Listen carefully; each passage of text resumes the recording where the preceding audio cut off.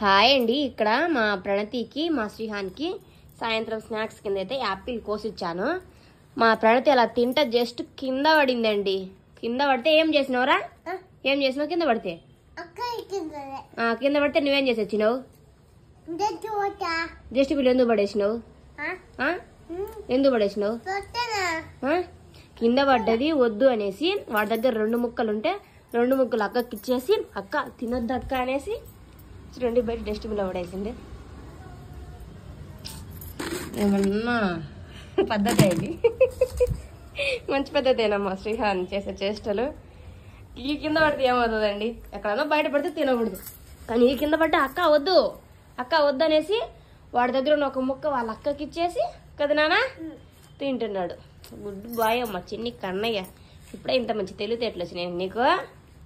Video నచ్చితే subscribe చేయండి. Take care. Bye bye.